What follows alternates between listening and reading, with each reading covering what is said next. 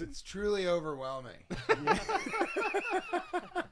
Too far. Sensory overload. I've taken it to a degree that that takes quite a minute to. And see, what I love is getting people in here who actually do notice it. What's hilarious is when we get guests in here and they're just like tunnel vision, like they don't even. They're like, yeah, it's okay.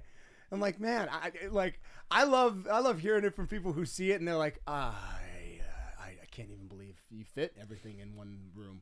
Like, I don't even know how. Yeah. And the Legos, I mean. Toys alone. Yeah, dude. It's just really, really crazy. I mean, I appreciate it. Obviously, I really do. But it is unhealthy. This is unhealthy. And I'm sure all you guys have gotten used to it. But it is. I can give you a third-party perspective from a bird's eye view. This is pathological. You should see somebody. But after obsessive in a pathological way. Yes. You know, I mean, I'm not joking. You need to go to a doctor. You need to go to a doctor and figure. I mean, a psychiatrist, not even a psychologist, because you're gonna need like a medication. team. like what he says inside, he's like, you need a team. Yeah, that's true. But yeah, I mean, I would say this is an unhealthy obsession. And I say psychologists just won't be enough because you need medication, so psychiatrists is gonna have to do the whole thing. But you know, I mean, you're intense, and that's a big part of what you're talking about here with plunge pools, and it's pretty all the athletic stuff is it's pretty intense, pretty extreme, so it kind of makes And sense. you know what? It all comes from the same place. It does. And you learn this a lot when you work with high level athletes too. They all have this almost Marvel obsessed. collection. All the greatest athletes have over $100,000 worth of Marvel memorabilia and toys. That's what makes them great. You know what I mean? LeBron started that way. He started with trading cards, and then he has a life-size version of every single character. Who is the basketball athlete who has the life-size guys in his home gym? Played for the Spurs. He's French. Tony Parker. Tony Have Parker. you ever seen Tony Parker's gym? No. He's got it's Only just Sean, like this. only Sean Parker's gym. Yeah, see if you can find Tony Parker's. So we're already recording, right, Bay? Yeah, we're going. Cool. Yeah, man. So we run here, just so you know, like a super laissez-faire production. Like if ever there's anything. Are you not recording already? Yeah, he is. It's Okay, going. We hit record. All that stuff. Yeah, We that's. we learned early on. You hit record, man. Like way before people can get And in I here. learned early on not to say racist things when I first sit down. Keep those for the hyperbaric chamber. You said Tony Parker. What I meant to say was, have you seen Tony Parker's gym? No, I've only seen Peter Parker's gym. Instead, I said Sean Parker. Yeah, it went over my head too. I was like, I don't know Sean Parker. That's Sean White. Oh, there you go. There we go. Yeah. Oh, that's at Disneyland though. Oh, it's not. Oh, you might have to go. Yeah. I think it's on YouTube. If you YouTube his, because he did a video about it. It's insane. Okay. But bro, thanks for coming in. Yeah, Seriously. I mean, and then what's with the name of everything? Strict Vision Athletics. Strict Vision Athletics. Yeah, you Now know, I guess I kind of get it, but Strict Vision is interesting. Yeah. I in the beginning, like I said, it was not the Marvel idea. That was not what drove the whole idea. What I wanted was a place that was very, very method. Man, this word, I hate it. It's very Methadone clinic. methodical. A very methodical training facility. I took myself too Methodical's seriously. A little long for methodical athletics. Here's the life-size figures. There you go. Tony Parker's home gym is something else. Yeah. Yes, it is indeed. Wait till he turns on the lights. Oh my God. That's kind of scary. Isn't that nuts? Well, what's funny is you think if he has like Superman or Iron Man, that's, you know, it kind of the Hulk, it sort of gets him, all right, you know, this is inspiration. But he's got Groot and raccoons and shit. All so over. He's just got a problem also. Funny enough, You got to connect. You could start group therapy. They must be high level athletes. Oh, we'd need to find a way to get to him somehow. He came from the same studio that went into his gym. Iron Man. That suit came from the same collector. Yeah. Mm-hmm. Yeah, dude. Oh man, so excited to get into it. I honestly, there's just so many questions. First of all, I have the same amount of questions for you. we should just go back and forth, just one after the other. Yeah, I mean, it's just to see sort of a young nerdiness kind of blossom Unbridled. into this. Blossom is a nice way of putting Yeah, it. but it's just the idea that he kind of grew and paired that with his deep passion for athletics and training, and then here we are at the strangest juxtaposition between worlds. And I love that you guys are just like, yep, that's kind of the way it is. What's funny? Now I understand the wrapping of the car, because I saw your truck and I was like, whoa, this guy's serious. Because obviously I had never seen pictures. I just saw clips of the podcast. And I was like, all right, this guy's pretty serious about this podcast and all of it. And then I walked in, I was like, Jesus Christ. Wrapping the truck is the least of his worries. Do you kind of have to be a Marvel fan to train here? No, but it helps. It does. Oh, absolutely. It helps with the appreciation side of things, definitely. But it is great. I mean, I just think, I don't know that I could train here because of the sensory overload. It's like, you come in here like, wow! And then you get in the flotation tank and the sensory deprivation. You're like, I'm okay. It only took an hour and a half, but now I feel like I'm okay. And then you get out of it and you're like, whoa! God! Oh, no. And then, of course, we have to know, what is the comic book collection? You know what? The comic book collection is a little anemic these days. I took most of my comics and I actually put them up on the roof. I don't know if you noticed that. And What? Yeah, I made a collage above the monkey bars. The ceiling, not of like, the ceiling. They're not It's in there. outside. No, it's inside on the ceiling between the monkey bars is where I took my comic collection and put it up there.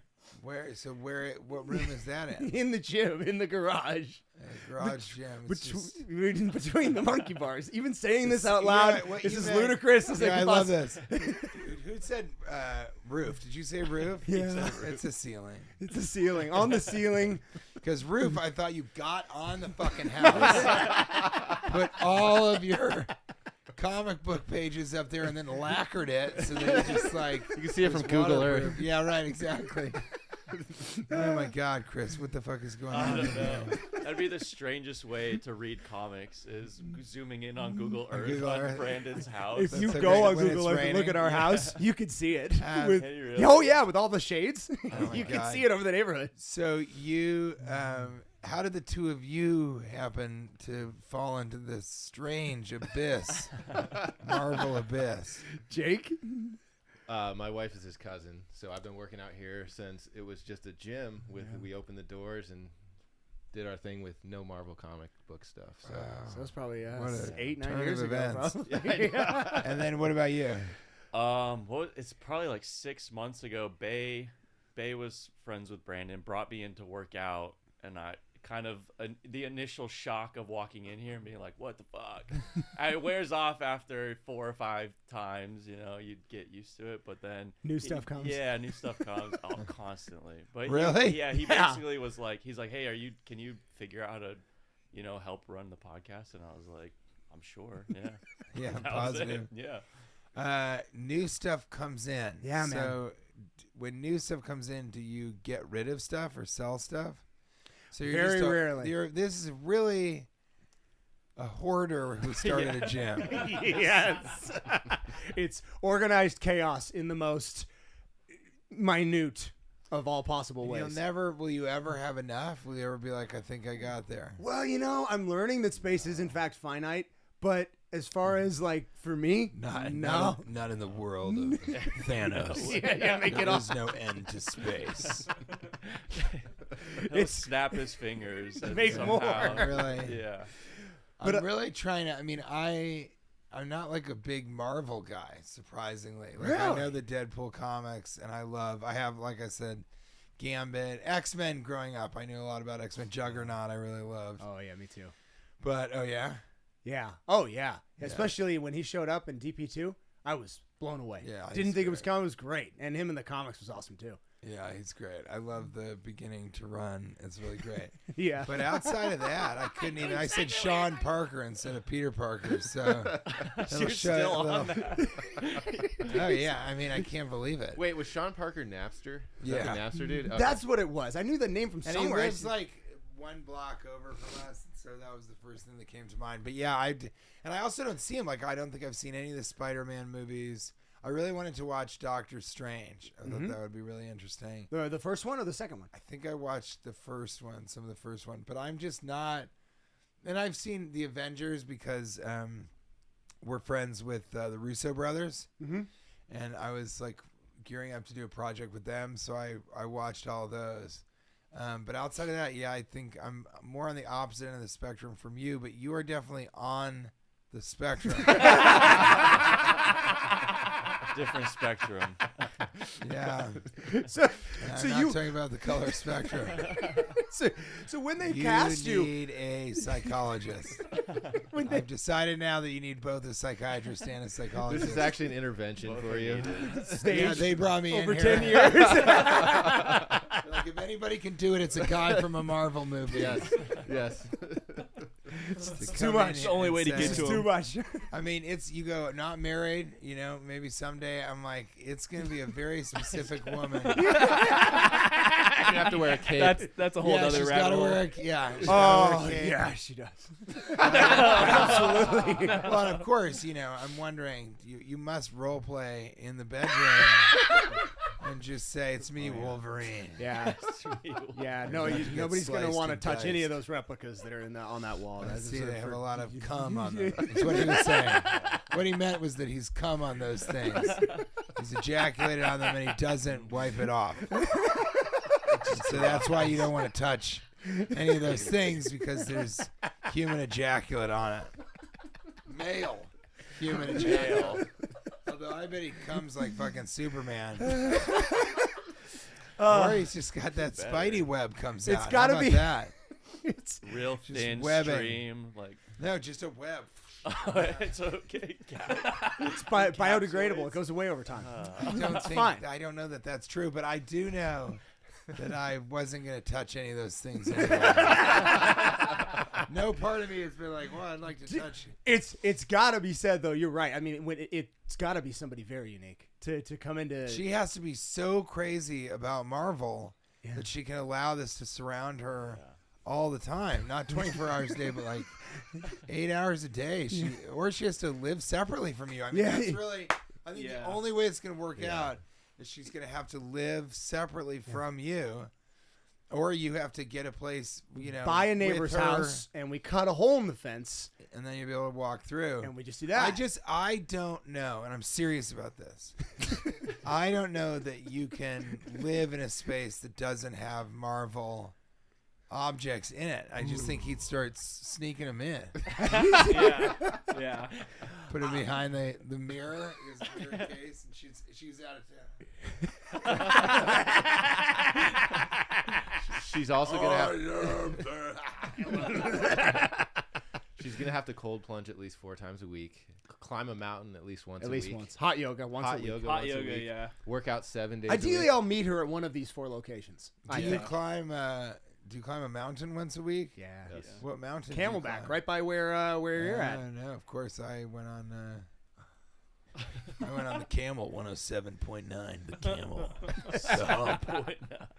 So I know camels really well here in Phoenix. Yeah.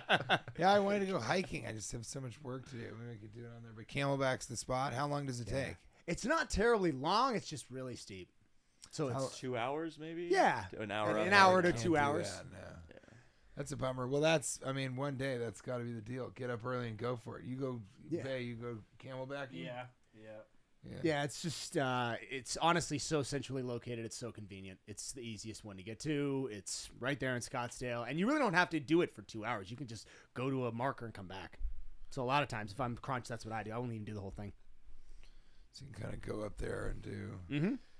It's pretty good. Do 45 minutes or Three-quarters of the way and come back, whatever you got. That's really just what I tell everybody to do with any type of exercise. Like, whatever time you do have, spend some of it doing something active. It's really just But then the you key. run into people on the way back who are struggling, dehydrated, and He's about to rescued die. several Yeah, people. it's off actually the mountain. He deadliest carries mountain in America. people off the mountain. Yeah, right. No, really, it's No. Yeah, it is. more It's people. actually- That's what everybody says. more people More people die on die. that mountain than on Yeah. Everest each year. Well, more people go hiking on that mountain. They do. It is This a is numbers true. game. That's yeah. that's a bit of a. I know. Yeah. That's like when skewed people- yeah. statistic. That's like when people are like, more people die playing soccer. People think soccer is for pussies. More people die playing soccer than any other sport. It's like, yeah, because more people play fucking soccer. Yeah, I would think more people die playing soccer than American football because the sample size is a bit bigger. You dumb fucking piece of. That's that girl. Oh my gosh, that's that girl that got killed by that. I probably shouldn't say that on this podcast. That's the girl that I actually found. The one in that video. Really? You found a dead Dude, The yeah, I body? found three people. Three dead I've seen 3 people die in person on Camelback. Yes, Coincidence? I don't want. He kept stopping them from drinking water. No, you're fine. Keep going. Heard of dry fasting? Who's your favorite X-Men? If you want the water, say the right X-Men. Would it be X-Men or X-Man? I never Men. really heard people say, I It's love that men. X-Man. Can't Plural. Yeah, no, it's plural. It's an X-Men, X-Men. not X-Man.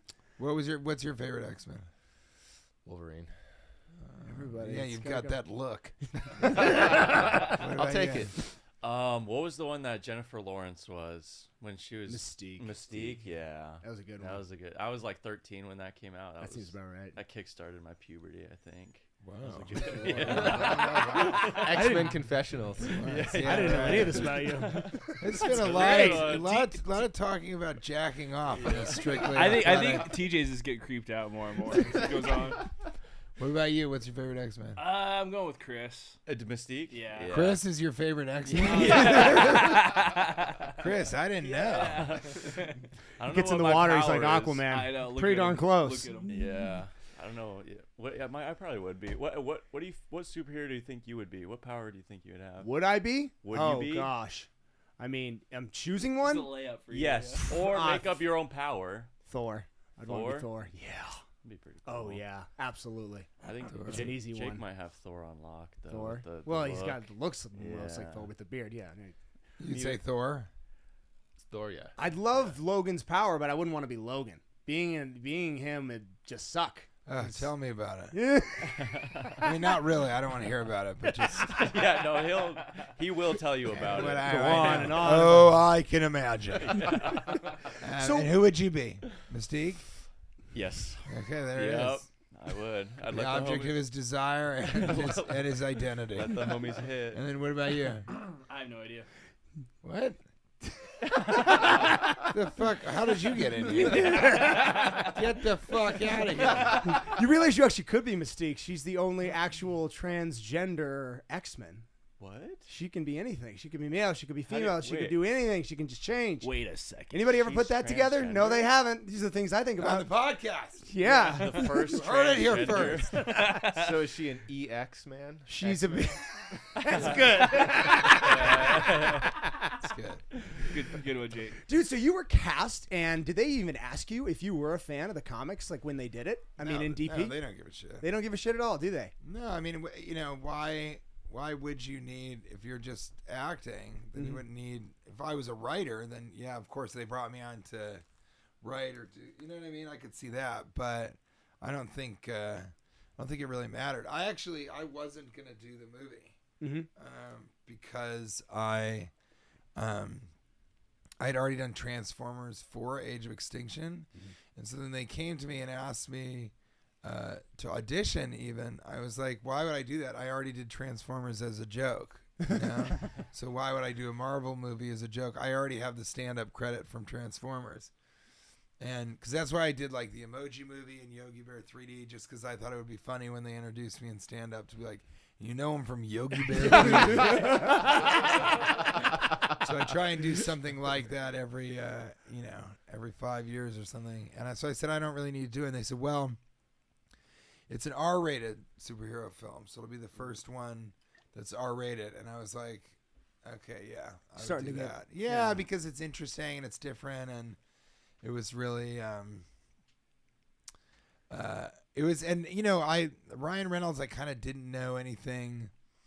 I'm not even sure I knew that he was involved, maybe, but I think I sort of, I hadn't seen a lot of his like comedy necessarily, so I wasn't familiar. I actually knew him from the TV show that he was on, which I think wasn't he on Two Girls, a Guy in a Pizza Place or something like Dude, that. I've never heard of this. Never I heard didn't know Yeah, Ryan Reynolds was in a let's look that TV up. show. I might not be right, but I knew I had seen Waiting, and I had Classic. seen Van Wilder. Yeah. Right? Another So classic. with those two, but that was a long time ago.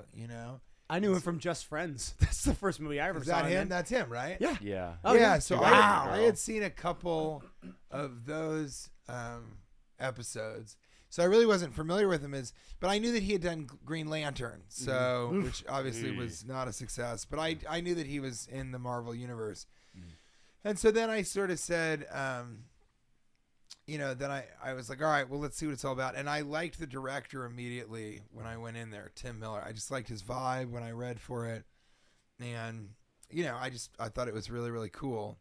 And so when they offered it to me, I think I read the script, but what got me into it was when I got the audition, and maybe when they cast me, I started reading Deadpool, and I fucking loved it. It was so funny. It was so ironic. It was so tongue in cheek. It was so all the things that are Deadpool. Which, have you ever read the comic? Yes. Is that even a question? Yeah, I know. I was fucking joking. Yeah. I was joking. Of course you read the comic. What are you crazy? He's like, actually, yeah, I loved it. Yeah, and I know you loved it. I can't imagine. Is there any Marvel-related stuff that you don't like besides Green Lantern? Pretty much everything made after Endgame, with the exception of the DP series, I have not liked. In the movies. Really? So Yeah. Infinity Wars you didn't like? No, after Endgame. So I loved Infinity War. That was before Endgame. Yeah. So Okay. after Endgame, pretty much everything that Marvel put out, all the TV series, all She-Hulk, all that stuff, I did not like. I've just She-Hulk liked it. was so weird that they were even going to do that. What was so the Eternals? Is No. that the one Kumail Nanjiani was? Yeah, that was a bad That was one. bad. And then what are the other bad ones that have come out? There's Oh, quite a Wonder. What was the one that really bombed? Captain Marvel. Well, Was- Yeah, Yeah, the Captain female, Marvel. the female Marvel one. Is that Captain Marvel? Yes. And Yes, then that what was bad. the one that came out that was There was the Spider-Man, that the girl Spider-Man. Why am I blanking on it? What? well, there's a Black, reason. Madam 'cause it Web. wasn't Madam good. Web. Oh, It's Madam that Web. bad. I forgot the name. Yeah. Yeah. Yeah, Madam if Web. you forget the name of a Marvel That's thing, bad. That says something. Yeah. What's the there's one that's it was the young girl. Was it Captain Marvel? But it just bombed in the box office. It was so It probably bad. was. Yeah. Who's the Even the girl that new, was in it? even the new Doctor Strange that came after Endgame, the second one, the second Doctor. I know you saw the first one, but the second one was Oh, wasn't that good. and Ant-Man, right? It wasn't the quantum terrible. whatever. I didn't hate it as much as Quantum everybody Realm. else seemed to. If of all the films that came after, Well, he's so good. Paul Rudd. All right. He is so good. Yeah, because you were in Our Idiot Brother with him. Yeah, so I think the Marvels. That was the one. Oh yeah. That was Yeah, that was pretty- terrible. and they Horrendous. It had was Brie the- Larson. Yeah, It's bad. She cannot deliver a line to save her life. yeah. She's just not a great choice for superhero. I think. I don't know. She kind of can't really. It doesn't sell me. Yeah, even when she was in Endgame, and I thought of all the ones she's been in, she was good in that, I guess. But it wasn't Well, she wasn't at the center of it, exactly. so it's a She lot. had everybody easier around when her you know- carrying yeah. it, and it was yeah. No, because you've done how many movies with Paul have you done? You've done at least two, right?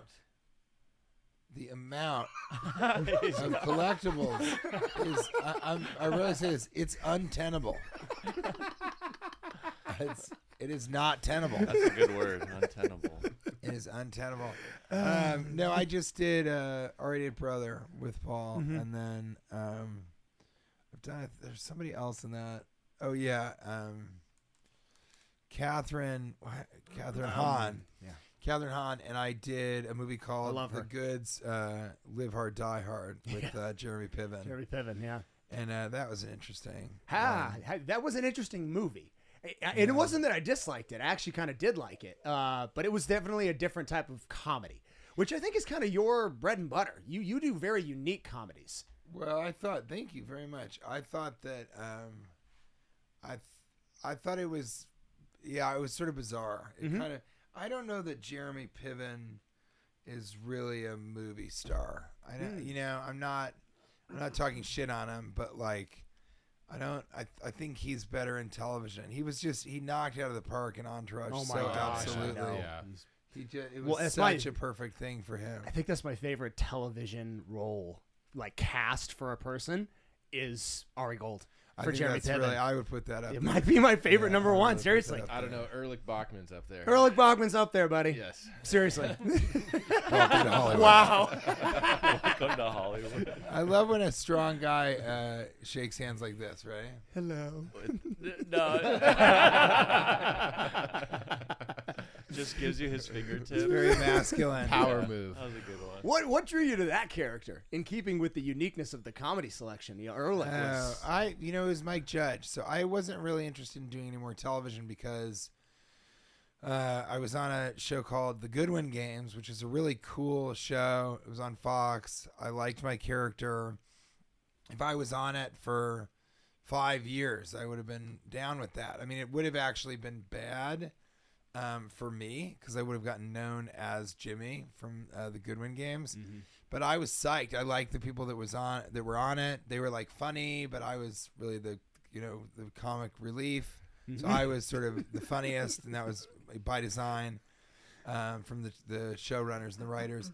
And then that got canceled. And I remember when the showrunner called me, and he was like, I had bad news. You wanted? I was like, no. And then he said, yeah, we've gotten canceled. I remember that phone call. I was like, you know what? I'm done being on this side of that phone call.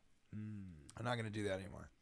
I'm only going to write and produce my own television because I produced Gorberg and Mashup. Those are both. Do you guys know what Gorberg is? The name. Can you bring that up? Yeah. I'm glad he didn't lie because he was really. I love this guy a lot, but he was like, I've seen your podcast and I like it. It's not on YouTube. You can't see it. I've seen the clips. You can because only you showed hear it. something. Yes, You can only hear have it. Seen, yeah. You have seen it. Yes. So go put on go to that first thing, the Tegan and Sarah thing under videos. Videos. This one. Yeah, totally. Do we have sound? I don't think we can do sound. It doesn't matter though. We can This'll- still do yeah, it. No, Yeah. this will. Oh my gosh. Health. Musical fun.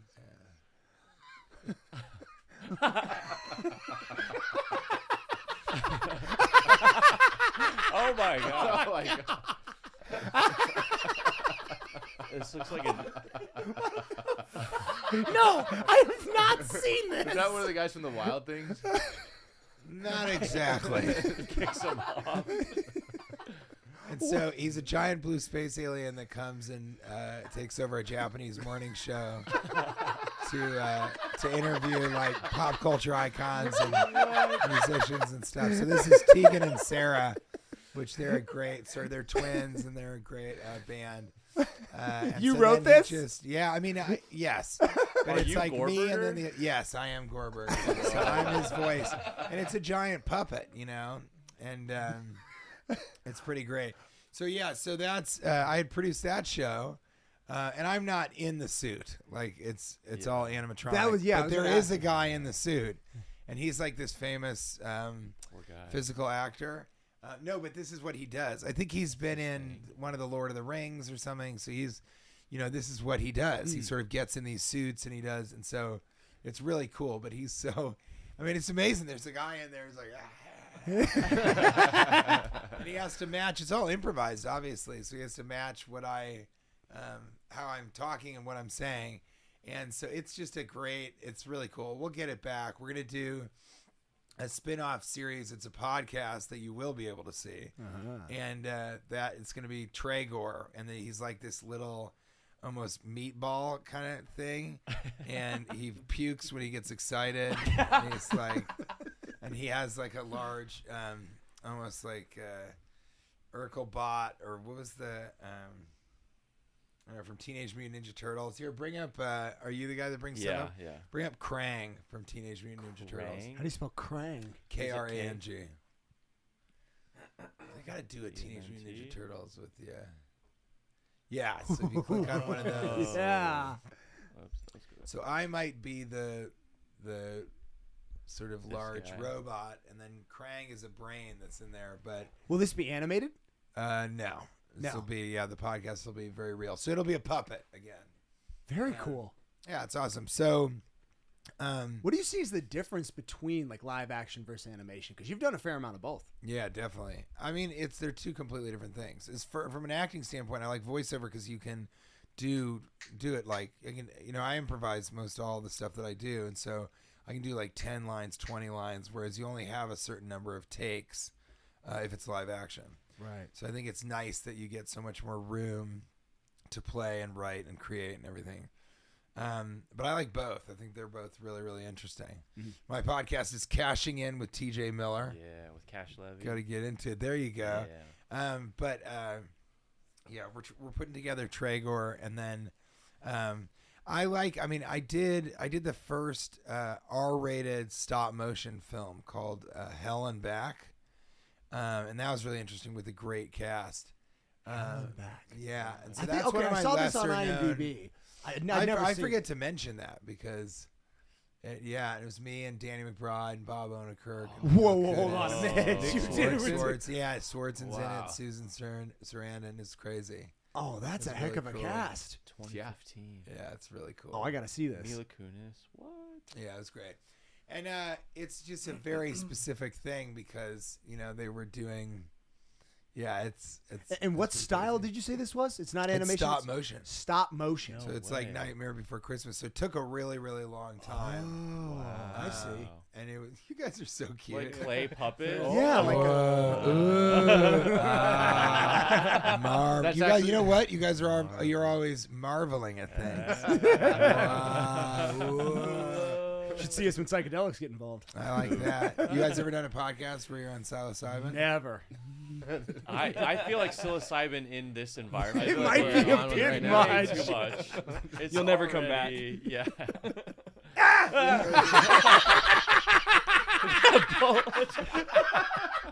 It's in your Funny is nothing, nothing. everything. Yeah, gives a really interesting idea though. I mean, it would, Have you done This- psychedelics in this house? of course, just not live on a podcast. Yeah. And it went okay. It went well. It went. Yeah, it's pretty. Not It actually convincing. calmed him down. It's pretty. He got rid of one single collectible. His That was mind his opened to resolution. the idea of having one less Marvel object. Are the Legos all Marvel? No, they're. Yeah, they are. Oh my God. Yeah, they are. This dude's the type of dude that'll like. He's like, I have a lot of stuff, but I really want this thing. He's like, you know what? I'm gonna build another shelf. I'm gonna put another shelf up. Oh yeah. Like there's Yes. room right there beneath those two shelves. I promise you, when I come back here, it'll be just that's totally chock full. I made them. I just ordered them yesterday. No way. I'm dead More serious. shelves. For this right there. Like, 2 more right here. Right here. This is what I do. I know people. I'm serious. I know people. Yeah, this is There's not some for shelf this. space. This regular wall that is not long for this earth without shelter. Oh gosh. I mean, every time. If you didn't I have come any in Marvel stuff, I'm sorry. No, I go have to for it. interrupt and say, if you didn't have any of this stuff, you would be the richest man any of us know. Put it all in Bitcoin. But I would have, yeah. But it wouldn't be nearly as fun. I No, wouldn't. no. I'm not it's- saying that you shouldn't have done that, but you could have had another house. I would. I feel like all this stuff collectively would be a down payment on a house. Oh yeah. Oh yeah. Wow. I'm Well, just- anyway, I'm sorry. I keep marveling. Yeah, no, man. I mean, does it come down to like if you want a steak, you order a ribeye because you're like, I want it to be well marbled, and that sounds close enough to marble. do it again. Ooh, We got a button. We got a button for that, right? Yeah, we did. The ooh-ah button. Where is it? It all came down to him being like, we don't. They're liars. Do you see yourself doing more of this type of thing? I mean, More animation. more animation, but more animation comedy. Do you see that? I'm friends with John Lasseter and his son Bennett Lasseter and I are going to do a show or a film. I mean, probably. And if Lasseter wanted me to do something in sort of his realm at Skydance, I think I could see myself doing that. But I would. I mean, we had this thing that was really cool that was going, and it was from a studio called Toonstar, and it was going to be a Web3 series, and I was going to do it. I think John Heater was producing, which was such a funny thing because for a while, people were like, "Were you in Napoleon Dynamite?" And then now I think they say to him like, "Are you from Office Christmas Party?"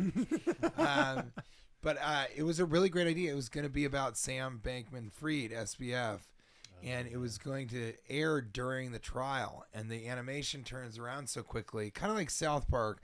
We were going to be able to like do real time, sort of making fun of what was happening. And they just didn't have the funding. I think they were trying, like their Series A was like $1 million, but they needed a lot more than I think they needed 2.5 million, and they couldn't really get that together. But that was a whole. That was going to be a really cool Web3 thing because I'm really interested in blockchain. So I'm a big crypto guy, and I like. Yeah. You're a big Bitcoin guy. You're a maxi. Bitcoin. All the way. Yeah. He's a maximalist. Like I'm about to be as I slowly unload my Ethereum.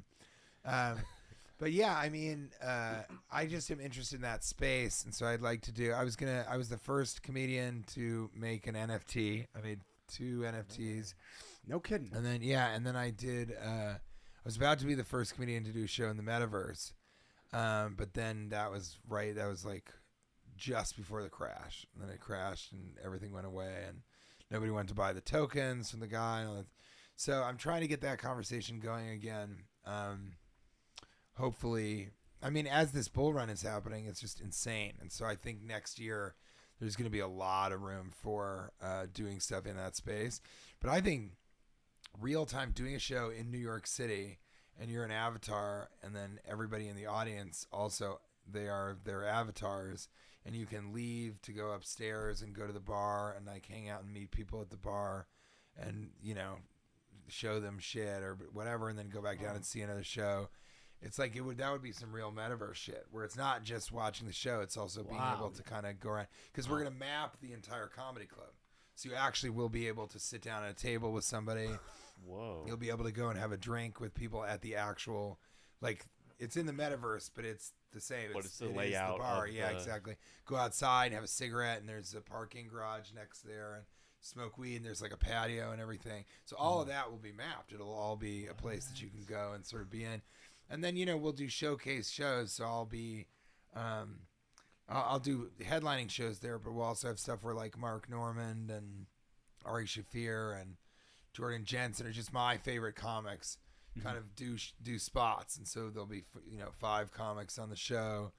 And it's just a place where you can go out, watch comedy, hang out with people, bring your friends, and fuck around in the Metaverse. And it's all in the Metaverse. Every bit of it. Will people be able to heckle in the Metaverse?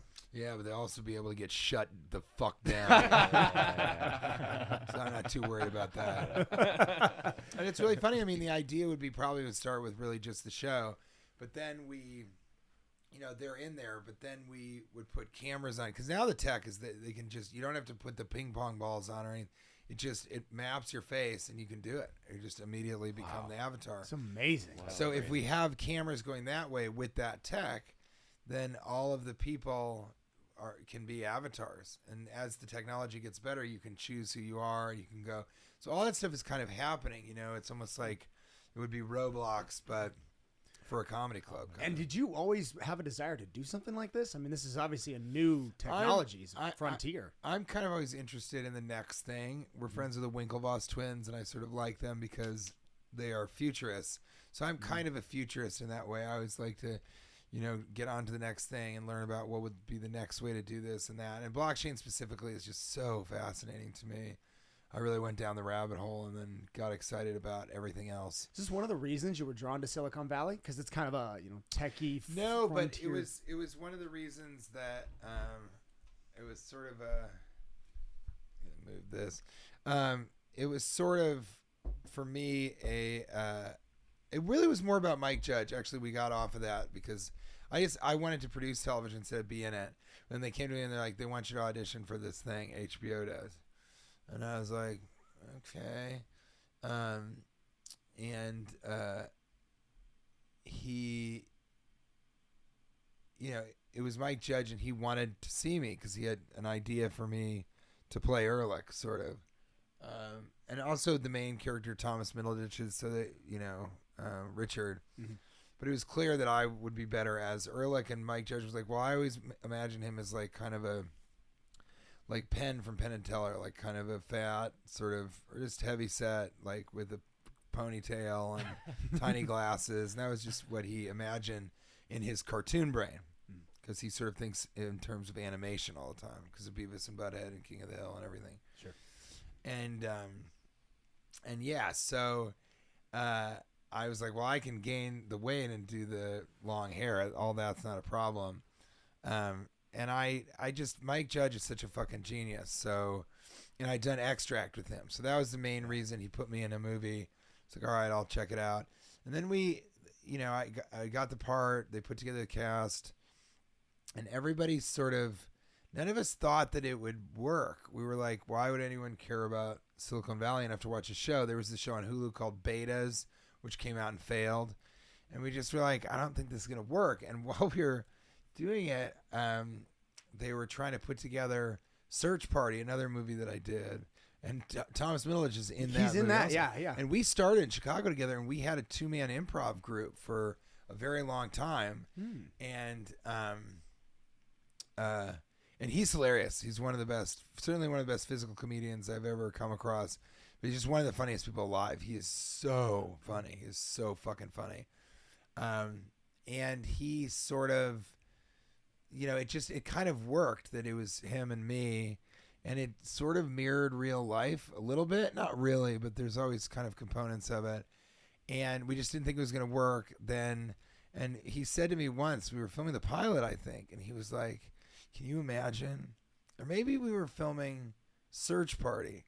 But the idea was, he was like, can you imagine if we got the TV show and the movie happened? And I was like, yeah, that would be fucking crazy. And then it did. And that reminds me of when I was on, I went up for Cloverfield when I was out there doing a pilot for Carpoolers. And I said to my manager at the time, I'm like, so, well, it'd be crazy if I got both of those things. And he said, yeah, I mean, you won't get both of them. You might get the TV show, but then you won't get the movie. You might get the movie, you won't get the TV show. And then I got both. Uh-huh. And so that seems to happen sometimes. I'll do it in tandem. I think because in part I know, I'm not going to be arrogant and say I'm good in both mediums, but I sort of know what you need for each of the mediums. They're different. And then Silicon Valley was more of a it was more of a filmic kind of approach to television, kind of like Arrested Development or some of these TV shows exactly or single camera. Yeah, exactly. Yeah. And so then so I think that works better because ultimately I'm most effective on film, I think, because comedically I think it's really interesting to sort of be much smaller. So it's like in Deadpool, I don't really go like at any point. There's a couple points, but for the most part, it's kind of Weasel. It's a lot more subdued type of thing. Yeah. And then, and just everything like Office Christmas Party or even in Transformers, like I'm yelling and shit, but a lot of the jokes are super low key and there's a subtlety to them. Because that's the comedy that I think is more interesting, but it still has to be big enough to be on film. So it's a hard thing to. It's a hard. Do you go bigger on animation? I'm thinking in terms of like Big Hero 6. You had a lot of like, get back into the room. Like there's those totally big loud jokes. Yeah, exactly. And maybe that's because it's not me. Mm-hmm. And so you have this cartoon that's doing these big things. You and also so have the voice for it. You have a very, very good way of giving humor just with your voice without even seeing you. Yeah, and that started in Cloverfield, if you think about it, because That's the first thing I ever saw you in. not on Didn't even know it was camera. you. I had to go Yeah. back. It was the first film that I did. So I think that kind of taught me, like, trial by fire. Like, you better figure out how to be funny with just your voice, because I'm only in that movie on camera for 3 minutes. Yeah. Like right at the Entire end, right? time. Right when you die, I think. Yeah, is- and Then, and in the beginning when they give me the camera, That's and right. Yeah. so there's like a second right there. That Can you was- Google how many minutes I'm on. TJ Miller's on camera in Cloverfield. That movie introduced us to a whole new genre of film too. Kind of that camera shaking. Well, there moving. was Blair Witch Project, which was a while before that. A lot, like much earlier than that. It was in the 90s. And then But, after you had, I remember Quarantine came out. That kind of mimicked a lot of Cloverfield. Oh yeah, You no, remember that's that movie? very true. Then they had, and there was a body cam movie called, First Watch or something like that with Yeah. Jake Gyllenhaal, and that was it was the body That's a cam. good film. I love that movie. It's Who so is good. his co-host in that? The other cop. Oh man, he's Hispanic. He's awesome. No, I know he is. He's so good. I don't remember. I loved him in Offhand. Fury, that tank movie. Yeah, He was in totally. that, too. That movie's so great. That movie is God, that's a great intense. movie. But yeah, so I didn't. I kind of was in a place where I just wanted to do film, but Silicon Valley got picked up. And then it just like exploded. It was crazy. And I remember there was one manager there who managed a couple of people, and he was producing it also. And he was like, everybody get together. I want to take a picture. And then we all got together, and as he took the picture, he was like, this is the future of comedy. All of you guys right in here. This is going to be huge. And we were all like, okay, yeah, I bet. And he was so right. We were on the cover of Wired magazine, and it just became like the most popular TV show. And then around season 4, I was like, I got to get out of here. I was doing a press run for Big Hero 6, and I picked up the phone, and it was I forget who I feel like it was radio, but I pick up the phone, and I'm like, hey, it's me, TJ Miller from Big Hero 6, Fred from Big. And they go, oh, and they kind of laugh, and then they go, no, we'll always know you as Ehrlich. And I remember going, I think it's time to get out of Silicon Valley. So it's the And same so- that you didn't want the time casting, same as before. Yeah, you just can't get typecast in the way that you'd be. I just didn't want to be a person that walked around the street and they'd be like, hey, Ehrlich. And of course they still do that, but they also say, hey, Stainer, and, Weasel and all that stuff. Dude, So, people got pissed when you left that show. I remember Yeah. there was such backlash. but it was that we had so many problems with me and really just the showrunner. The other guys started getting, it's not on them, but it started to get weird on set because I was doing these huge movies and nobody else was. And it's just that changes sort of the dynamic, I think. And I was probably part of that too. But I was doing stand-up at night. I was doing films that would sometimes interrupt the shooting schedule. I was like, my work ethic is crazy. So a lot of times I was showing up super tired or having gone out the night before after doing stand-up. And I would do stand-up till 1 a.m, and then these calls would be at 5 a.m. And so I would show up and like sleep in between takes. And I think it kind of looked to them like I didn't care about the show or whatever. I think it also pissed people off that I would show up. I'm so tired. Maybe sometimes I'm hungover, but mostly I'm just like, oh, God. And then the cameras would roll, and I would just, boom, go right into it, kill. And then they'd be like, all right, cut. And I'd be like, all right, you can come get me. I'll be under that table over there.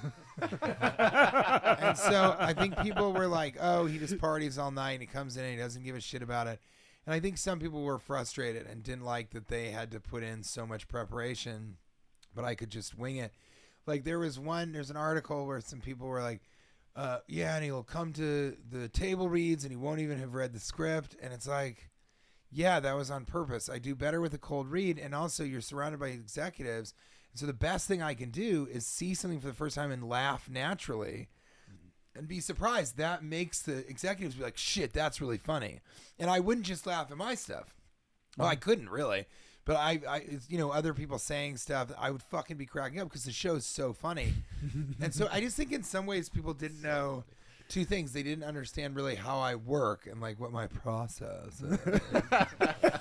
And then two, they kind of didn't really, nobody really understood then, because I didn't really talk about it, that I have an AVM. So I have I had a arteriovenous malformation in my right frontal lobe, and in 2010 it hemorrhaged, and it began a very small blood hemorrhage. And I was shooting Yogi Bear 3D in New Zealand, so timing was upside down. Everything was I was having trouble sleeping. I started to actually go crazy physically and chemically. Whoa! I got obsessed with entanglement puzzles. Those puzzles like 2 horseshoes with the chain and the circles in the middle, or the ring is in the middle. So I started doing those. I was narrating my behavior. I flew 2 girls from Liverpool over that I had met on chat roulette just to like just to get new eyes on the film and kind of reinvigorate everybody's feeling about it. Like, not to hook up with them at all, just to get them to come out and be like, "Whoa, this shit's crazy." And it was that was so awesome because these girls were just so cool. They're so sweet. And then I know. And then I came back and I was like, I was sort of, I was still going crazy. I was like doing so much nitrous oxide, and then I had 2 seizures, and because the nitrous oxide would bring stuff down, and I was pretty manic. And then I had 2 seizures, and then they found out I had this AVM. You're born with it. And they said to me, you can get surgery, you've embolized it, and we can take it out, or you don't have to get the surgery. And I was like, well, what happens if I don't get the surgery? And he was like, you'll probably die in your mid-30s. I was 30 at this point. Whoa. And I go, well, will I still be funny after the surgery? And he was like, what? And I go, well, will I still be funny after surgery? He's like, I don't know. Why?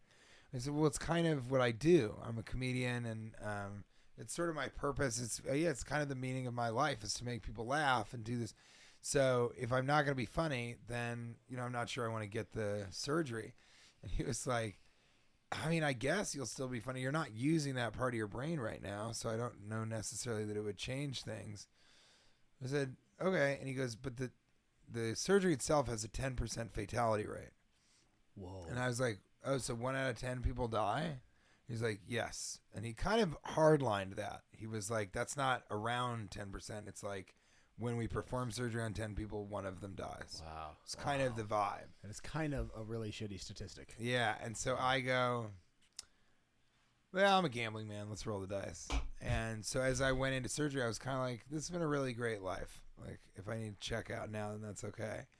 And then, as you can see, it went well. And now, but after that, because the surgery was an injury. It's really interesting. I didn't understand this, but traumatic brain injuries, which are called TBIs, they're often from getting in a car accident or a motorcycle accident or some sort of trauma to the brain. But if you get brain surgery, that is also an injury to the brain, because when the air hits your brain, it's never the same. It's supposed to be in there and never be exposed to anything ever. Yeah. Sealed with a kiss. Yeah. Chris couldn't help himself. He was like, oh, Jesus. Oh, my God, I had no idea. Those kisses come out quickly. Sorry, not sorry. They'll get you. Yeah. And so that injury then led to some mania and just stuff that I have trouble scheduling stuff. I have trouble with certain types of memory. There's all this list of things that I have a tough time picking up on conversation cues and when it's time for me to stop talking. Can you notice from this podcast? You're by no means the worst. Yeah, dude. No, Really? Trust me. Oh my God, Yeah. We'll get some of the most talking maniacal maniacs you've ever had, and they'll leave, and we'll be like, "My God, everyone want to There's take a lot. breath?" Yeah, right. Yeah, Exactly. that's coming And then you from can go out and Brandon. relax without around these thousands of collectibles. Well, let's take a breath here. And so that was another thing in Silicon Valley, is people didn't understand that I was sort of manic and would work at a very manic pace. And since then, I had a misunderstanding with the federal government. I'm actually doing it in my act right now, talking about it in my act, but just that I had a manic episode on a train, and after that, I got a neuropsychologist, which didn't exist in 2010. It's relatively a new field of study and practice of medicine. And so with her, a lot of things got really great because she helped me sort of reframe. And I just never, the brain surgery and the AVM just kind of never was a part of my identity, because after the surgery and was successful, I was like, so what happens now? Do I have to learn how to walk again and stuff? And they're like, nah, you can go. I was like, what? And they're like, you should stick around for 3 days, but you can go. And I was like, okay. And because there are no like physical sort of repercussions or any like side effects, I didn't really think about telling people about it. It just wasn't a part of who I was. I didn't think of myself as a guy who had a brain injury. Was it's taken a while to was do hyperbaric treatment ever recommended to you following this brain injury? No, not really. And it wouldn't. It's like TBI's brought. I mean, that is one of the most used reasons for that. People, concussion protocols, NFL. That's the thing though. It's not a concussion. An AVM is like, it's a cluster of veins and arteries that they malform, and the brain, because of the plasticity, the brain is so amazing. The rest of my brain picked up the slack.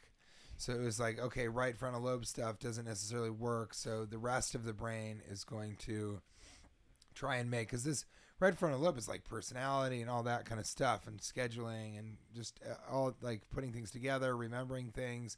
Creativity is more on the left side, but it's both do a little bit of each other, right? Exactly. Yeah. But there might be more activity in my right or in my left frontal lobe. There's more activity in my brain in general, so I take anti-seizure medication, but I just have less brain matter than like you or maybe not you. That's an old joke. So it's, it's very interesting, and I think it contributed a lot to me being misunderstood. And so people will be like, he must be bipolar, or he's a drug addict or an alcoholic or whatever. Yeah. And they just didn't really understand what was going on. Because for a long time I was sort of self-medicating, and then I got on Lamictal, and that helped, and now I'm on lithium. And it took a while to rejigger things and get it right. But it's been helpful for me doing stand-up and kind of being in charge of my own life and world. And that's good, because then you can like focus on yourself, because nobody's telling you when to be where or anything like that. That was going to be a question I definitely wanted to bring up. With all the success, do it. With all the success you've had with films and everything, why stand-up? Why is stand-up still such a part of your life? I started as a stand-up, and right now my dream always was to do stand-up and then write films that I would star in, but not direct. So kind of Woody Allen, but like without the directing part of it. But not, and why the no direction? It's so much work. It's just like you have to spend an entire year on one thing. And if you write a script, we had no idea, but if you write a script, you work on it until it's written, and then you go and you do pre-production, and then you star in the movie, and then post-production, you don't really have to be involved in it if you trust the director. But now I'm kind of living that dream, and I'm doing stand-up, and then I'm writing this Christmas film, and I just found out that being a screenwriter is like the hardest thing in the world. Now, granted, our film, the Christmas film, is like it's the craziest. It's an intergalactic Christmas movie, so it's the craziest thing you'll ever. You'll actually love it, but it's like yeah, it's just like aliens and Christmas, and because what it is, it's a sci-fi fantasy comedy Christmas film. So there's never been anything like that. There's just never been anything like that. They've never made that movie ever. And so because of that, the tone is really hard to get, because it has to be funny, but it has to be really, it has to be true to science fiction, but then it also has to have the heart that a Christmas movie has. So it's a really ambitious undertaking, and we've been working on the script for like 2 years. It's just been crazy. Right, exactly. But every step of the way, it's gotten better and better, and we pitched to the Russo brothers, and they loved it. And I'm friends with Michael Bay. I pitched it to Michael Bay. He fucking loved it. So at this very high level, people are like, that's an amazing fucking movie. Just get us the script. And the script has been really hard, but we have a producer attached, and we don't know if it's going to happen. But we're talking to, one of the most important people in animation. And this is not an animated film, but one of the giants of animation is sort of beginning to look at the script. They gave us notes on the script, and they were positive. And so it's been a slog, kind of, but it's been really fun all the way through. We've done 10 drafts of this thing. Wow. If you look at it, you could pare it down and say it's only been 6 total new drafts. But for us, we've done 10 drafts of this thing. Because sometimes we'll get to the end of a draft and we'll go, no, we got to get rid of that character. We don't need that character. So then you have to go all the way back and then chop that person out, get rid of it. We don't need this scene anymore. It's very crazy. And it's me and my buddy. And so that's been really rewarding because he's kind of become my best friend because we spend so much time and we talk to each other so much. And when we do these drafts, I'm so lucky because we work very similarly. And so we both will get on the computers and talk, and we'll be on the whiteboard, but he's intense also. So we sort of will put in, I travel all the time, so that's another thing. But they'll say, all right, we need this new, and we'll just, in 3 days, we'll work, 14-hour days, 10-hour days, and just get through it. And so, we'll do days of work in just 3 days or something is what it feels like. So, it's been really fucking cool and rewarding to be working with him on this, but it's just so hard. And now we talk about it and we just laugh about how we're just like, if someone told us that this is what it's going to take. And then lately, another funny thing is he's like, I wish we could just fast forward time and just see what it is. Like we would come back and keep working on it, but we would love to just go and talk to us in the future and be like, what did it end up being? Like what did the movie end up looking like? Like what was it? And then we'd come back and work on it, but you can't do that. And then what we're getting close to, I think, we're getting close to a thing where, because eventually you stop. The script is ready. It goes to a director. They make notes and stuff like that. But, for the most part, you're done as a screenwriter. And the reason we'll be able to retain control over it is because I am the star of the film. And I play Santa Claus. Yes. No or do way. I? Dun, dun, dun. Am I just a mall Santa? Who knows? I don't know.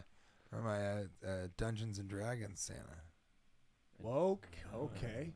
Woke. Okay. We don't say the word woke. Okay. I'm feeling it already. This is Arizona. But yeah, so that's been amazing and very difficult. And doing stand-up. So kind of I'm doing what I want to be doing. And I also have another smaller film. It's going to be like $1 million or $1.5 million. And I'm working on, it was a series that I wrote. So now I'm working on kind of putting it together to make it a movie. And this director is brilliant. Bennett Lasseter is going to do it with me. And so I think that's going to be really great. But that'll more be like going to Sundance or Toronto or something like that. So it's more of an art house type of film. Speaking off of Underwater is the one you were just in that was somewhat. That was a bit of a hyperbaric chamber. It was, wasn't it? But what were you gonna say? Underwater, which was what I took from it is because I haven't seen it. That's Wait, the for only real? film. That's the only film I haven't seen that I've been in. Underwater. Really? I've never seen it. It wasn't bad. I don't know if I'll I ever watched see it on a whim, didn't know you were in it, and I was pleasantly surprised. Yeah, that's kind of what people say. They're like, I was into it. No one is like, it's terrible. You know who loves it? Horror film people love it. Mm-hmm. So if you're a big horror film guy, they are like, oh, it's fucking awesome. It's great. It's totally different. Whatever. It's very unique. Yeah. It's also a bit more semi-serious than the other things I've seen you do. Is that in any way a direction that you would ever take your films or writing? No. No, I mean, I liked Underwater. The whole reason I did Underwater, and there's stuff in there. There's Easter eggs that I put in there, very abstract ones. But I did it as a follow-up to Cloverfield. And so if you watch what I did and you watch the character specifically, it's almost, I mean, that Cloververse, the Cloverfield paradox, that was not good. But Cloverfield Lane was really good. Mm-hmm. And if you look, there are similarities between the character Hud and the character Paul, I think is his name. and the two worlds are intertwined. Because also the reason the Cloverfield monster was released is because they were doing drilling underwater. And so that's a really interesting thing, and but you have to know. Yeah, you have to. Did be you a tie this Cloverfield in just person. yourself, or did you tell them you were doing this? No, I didn't tell them because first of all, it's not much of an Easter egg. So it was solely my stuff, but I added things to it, and the character is similar, and they're almost, you could think, are they in the same world? Is it the doppelganger? Is one of me above water and the other is underwater? And what is, so there's some similarities, and I put in little sometimes I would fuck with the set and put something things that I wrote on, there's a insignia that's on the in New York City where we were filming. I would put it on it's graffiti. It kind of looks like graffiti. So it'd be on certain objects in Cloverfield, and then there would be similar things to that in underwater. So I kind of did it for that reason, and almost to come full circle, because underwater we filmed exactly 10 years after Cloverfield. So for me, it was an interesting kind of full circle thing. Yeah. And I don't know that I would do a movie like that again. It's very hard work. But I liked, the director seemed cool. He's very young. The director seemed cool, and he Kristen did a great job. I can do whatever the fuck I want. And then Kristen, I was like, I don't know if I want to do this thing. Kristen Stewart's not a good actor. And Kate, that's my wife, Kate, she goes, what are you talking about, man? She's the best actor. I love her. I love her in everything that she's been in. And I was like, what? I don't know about she best. she goes, she's amazing. She's such a great actress. And I was like, okay, because I trust Kate. She's got great taste. And I was like, okay. And I accepted the part. And then I found out that Kate had never seen Twilight. And I had only seen her in Twilight. Yeah, that'll do it. So we were talking about two completely different actors. so could fair. not be more starkly different. What's up, guys? Hope you enjoyed that episode of Becoming the 1% Podcast. My mouth is still on fire. There's no not weird way to say that. If you guys like that and want more content like it, go ahead and click right here. Oh,